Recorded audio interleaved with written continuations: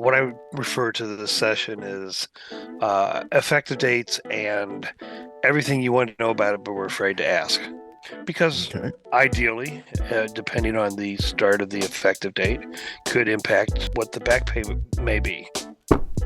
Open ranks, march!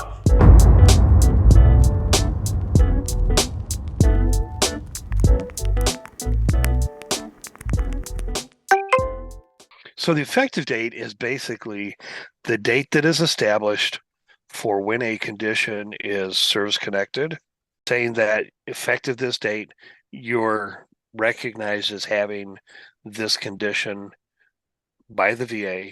They're granting service connection, and then everything, your pay and a lot of other things, like people have heard about having protections once you've had a certain number of years. Well, if you have your effective date was yesterday, well, then you have 20 years to go before they can't do anything, take it away or reduce or whatever. Mm-hmm. Whereas if you had an effective date that was, say, 10 years earlier, then you only got 10 years to wait. Okay. Because it's based on effective date. It just establishes the date when you're recognized as having the service-connected condition.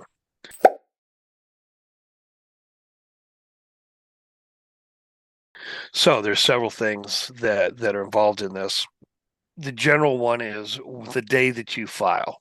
If you file today, is going to be your effective date. Another means of backing that date up a little bit, you have what they call an intent to file, which is strictly notifying the VA that, hey, you got a claim coming in.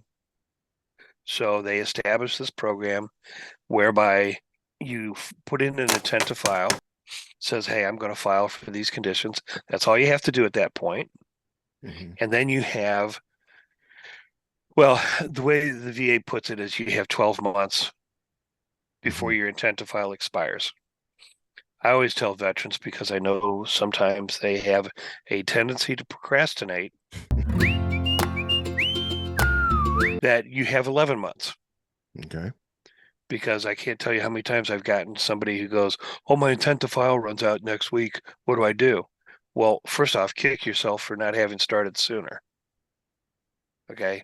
The whole thing about this program is if you want it to be successful, you cannot procrastinate. You have to be proactive and you have to start doing some legwork. Okay. The legwork and the planning you put into it is going to help you further down the road. Or as Jerome and I were talking earlier this morning, the P's of any type of operation. Prior planning prevents piss poor performance. Right. Or the other one, which is you don't plan to fail, you fail to plan. Right. And the tips that we're giving here are intended to help you to do this. And I'm going to emphasize this almost every time we talk. You have control over what you do and your actions that will help you to be successful. And nobody cares about your claim any more than you do. So it's in your best interest to have a part of this, to know what's going on, and to educate yourself, which we'll get into as well. So, close ranks.